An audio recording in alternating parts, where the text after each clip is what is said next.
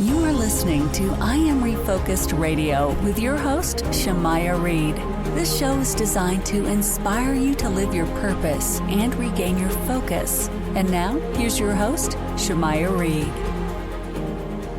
Hey, welcome to I Am Refocused Radio. We are here once again, and today, man, we have another show lined up for y'all. We're going to talk to a special guest. Today's topic is all about leadership. We're going to talk to Belinda Ernst.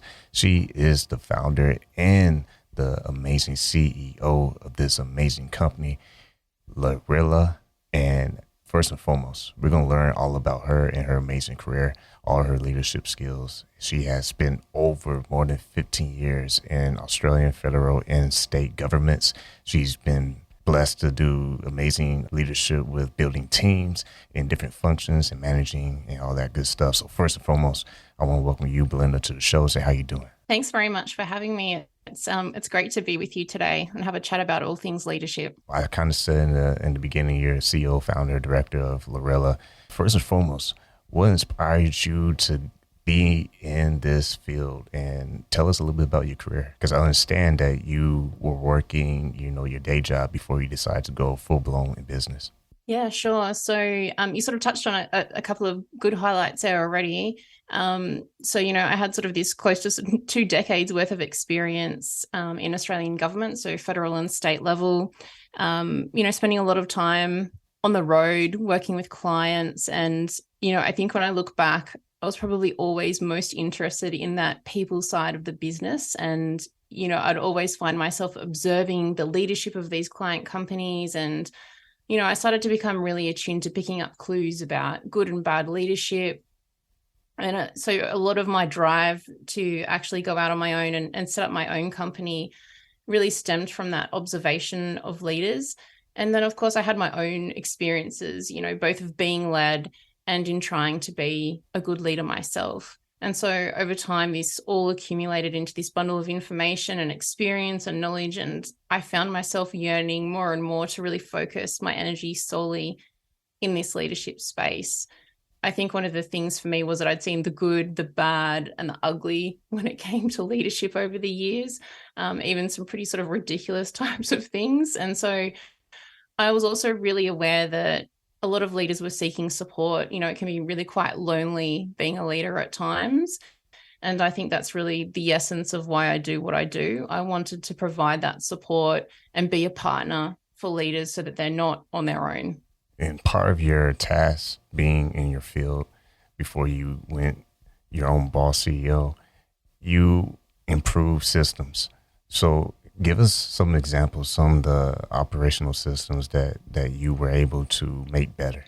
So I think one of the key areas of focus for me when I was working in government was really was focused largely on economic development, on investment attraction, on assisting small businesses to gain access to supply chain opportunities. And so I suppose I was working with businesses in many and varied types of ways.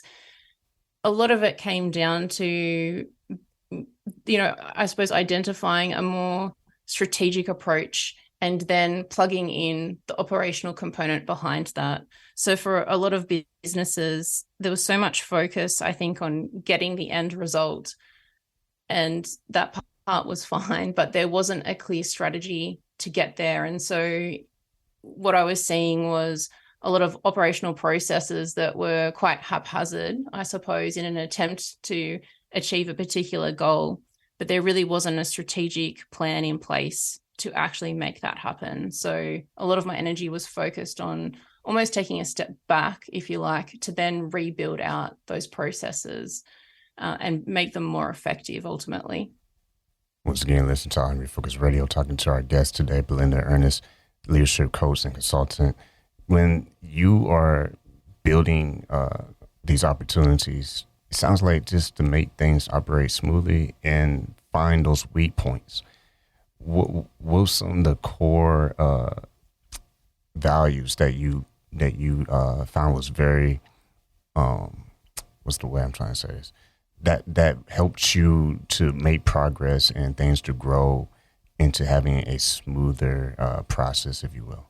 I think, this is part of what really led me on my own journey, I suppose, is that I saw that a lot of the essence of it was about really needing to shift the focus. And what I mean by that is businesses, understandably, and especially small businesses where there's a lot of pressure in terms of a cash flow and things like that. But the focus was very much, I think, on, if you like, sort of the wins. It was about securing contracts. And when you look back from where you started to where you are today, what's some of the key issues in leadership?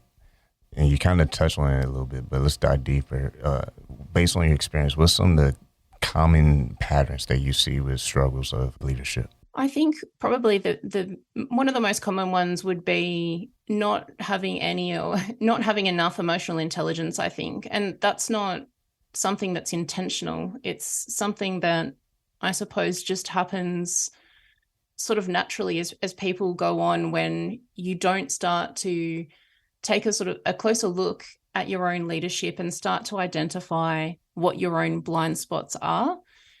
And I think that that's always, a key issue. And sometimes you see leaders, and, you can see this at the highest level in an organization. You can have what might be perceived as, a nice leader, a nice CEO, but that is not necessarily effective leadership. And that's two very different things. And I think that the blind spot is, no, there's more than one. I think the blind spots are the things that really hold leaders back. And it's about uncovering them. And it's all about personal growth, really, for a leader. It's about taking a look at yourself and thinking about the things that you can do better. What strengths can you draw on? That's another big one. Being better able to identify your strengths and leveraging them in a way that better supports your people. I mean, I really think that emotional intelligence piece cannot be overstated. It's, it's a really big one. And you have true passion for what you do today with your company, Larilha. Speaking of that, when you made that jump, when it was time for you to start this, what was the process like in the beginning of you developing your platform? And what were some of the key things you learned along the way? It's a really good question. I've learned a lot of things, I think, about business and also about myself. When I started out, I suppose I was fortunate in that I'd had a lot of experience speaking with leaders over the years and learning to understand what some of their key issues were, where they really wanted support, and also some potential gaps in the market, if you like, where there wasn't really necessarily quite the right type of support for leaders. And so when I started out, and realistically, I'm still in the early stages of business myself. When I first started out, I really focused my energy on learning even more. So, taking all of that information that I'd built up over the years and then essentially retesting that again with the market and making sure that my thinking was accurate and validating that I understood the requirements in the market. And then I suppose it's really been a matter of connecting with the right people who can benefit from something like leadership coaching and consulting. And sometimes it's actually about changing a perception. So often in small business, understandably, there's not as much, the resource availability, is much more limited than you have in big business when it comes to leadership development. And so sometimes it's about an educational piece, essentially, and helping different segments in the market understand what the real value is to them. So say for a small business, leadership coaching can actually be a far more cost-effective and, overall actually just a more effective bespoke solution for them rather than a more expensive leadership development course. And that's not to say that leadership development courses don't have merit, because they absolutely do. But I think sometimes it's about what is best at a point in time for any leader of an organization. And I suppose that's where I've really been positioning myself and my business since I've started. Once again, listen to I'm Refocused Radio, talking to our guest today, Belinda Ernst, and she is the founder and CEO of her company, Larilha. You can go to her website, larilha.com.au. And going a little bit back to your career before you made the jump, you had the experience of traveling to small, medium-sized businesses. When you look at your professional career experience, what's some of the things that you took away from that you still apply to your personal business today? I wouldn't be where I am if I hadn't had that experience on the road and visiting clients. So the years that I spent doing that opened my eyes to so many things. I learned a lot about people. I learned a lot about establishing connections with people. And, that observation of different businesses, different company cultures taught me a lot about the way different organizations operate, what does and doesn't work. It really helped me to be better able to identify a lot of things that are left unsaid. And I think in the role that I have now, that is such a critical thing, being able to really understand the lay of the land, if you like, without actually having to have a conversation. There's a lot that you can pick up on. There's a lot of cues that are there, and it takes a long time, I think, to really develop the skills and the ability to pick up on all of those. But those years on the road certainly helped me to do that.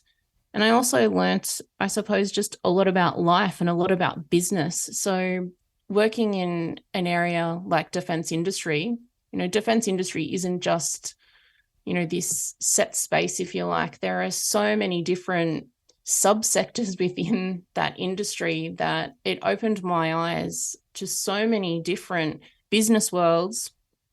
And it was fantastic to see all kinds of things. So as an example, I often would come across really innovative, early stage startup type businesses. And that's obviously, a very different environment than you have with, a far more established business, a larger organization. And, things like playing with risk appetite was a big one. So looking at those, early stage startups, and obviously the risk appetite is different than in other businesses. And then that risk is impacted also by, the type of industry that you operate in, the specific service or product that you provide to the market, all of those things. But that also taught me a lot. So the way different leaders managed their own, I suppose not their appetite to risk, but how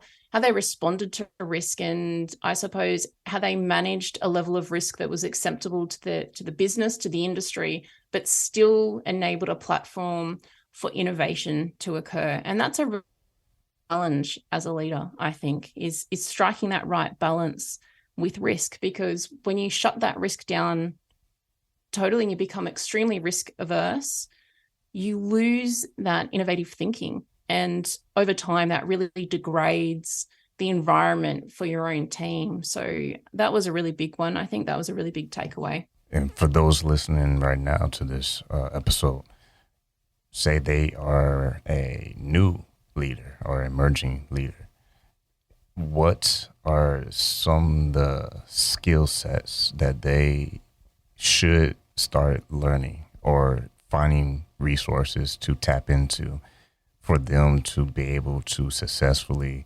become a better leader?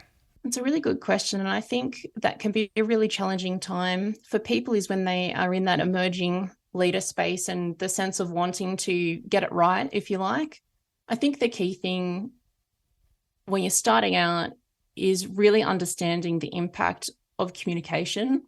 And, the key thing is opening those channels of communication with your team and being open to learn from them. I think spending more time listening to your team rather than speaking to them is a really critical component, and understanding a little bit about yourself and this sort of goes back to an earlier point, I suppose, around understanding your own blind spots and also understanding your own strengths. You know, it's good to know where your strengths are so you can leverage them, but it's also really important to understand a little bit more about yourself and the areas that you can improve on. And when you think about all of the aspects of emotional intelligence, and you think about, as an example, you know, something like emotional regulation. So that's something really important as a leader. And if you think of yourself as an emerging leader, it's not necessarily something that's at the forefront of your mind, but being able to regulate your emotional response in a situation sets the tone for your team. So that ability to control your emotional response, and it's down to even things like, you know, your body language. It's not just the things that you say, but as you step up into more senior leadership roles and you become very much, I suppose, the shield for your team, if you like, and you're protecting your team often from, you know, a lot of the external influence that is sort of surrounding you and the pressures that come down. I think that's when you're really leaning on some of those skills. You know, it's understanding yourself and how you can best respond so that you can support your team in a better way. And I think probably lastly, the other really, look, I mean, there's lots of critical components, but something else that I think is absolutely critical in the early days for emerging leaders is being crystal clear on exactly what their role and responsibilities are, and that you really understand exactly what it is you're delivering, the scope of your responsibility, and also what your authority is really important, because that's all the factors that lead into your sense of empowerment and your ability to build confidence as a leader. So the clearer you are on exactly what you and your team are responsible for, the more empowered you are to make decisions to set direction for your team, and it sets you up for success. Once again, listen to I'm Refocus Radio, talking to our guest, Belinda Ernst. You go to her website, larilha.com.au. And when you are helping people with leadership development and executive leadership, and you're consulting them and asking the tough questions, it sounds like, I mean, I like what you said about the leader being a shield for their team, because that tells me accountability for them personally. It's obvious to the need to be accountable and responsible as a leader. So you're leading by example and not just by your fluff, your talking. But why is it so crucial for a leader to always kind of reflect, to make sure that they are staying consistent with their personal skill set versus just using a title? Yeah, that's a really good one. I think it doesn't matter how experienced you are, you know, at different points, you will make mistakes as a leader. Nobody's perfect. And if you don't take the time to sit back and reflect, you really run the risk of forming bad habits that will essentially lead you to make more mistakes, and not even mistakes, but perhaps not handling every situation in the best way that you possibly could. You're setting an example for your team when you really take action and have the courage, I suppose, sometimes to make changes. Sometimes things like, you know, you see the 360-degree feedback, you know, used quite often in organizations. And it's a really wonderful source of information in terms of the things that, you know, you're doing well, the things that you could be doing better to support your team. But if you don't act on it, then it's just useless. And I think it's, you know, the reflection part is important, because you need to understand more about yourself in order to make any change. But really the critical part then is actually making the change, right? It's actually taking action to improve and wanting to do it. And I think the thing is, a lot of leadership is really down to perspective. And what is it about leadership? Well, what is leadership really to somebody? What does it mean? And I think if you think that your core purpose, and in my opinion, this should be your core purpose as a leader, is to see your people grow and succeed and achieve the best things in life that they can achieve, right? Professionally, that's what you want to see for your people. So when you take the time to work on yourself and, you build your team up, so you sort of strike that balance between, say, we're going back to your comment about acting as a shield, and at times you're absolutely doing that. And then you're also exposing them a little bit to the elements as well along the way, because you're building their confidence and their resilience, and they're watching you all the time.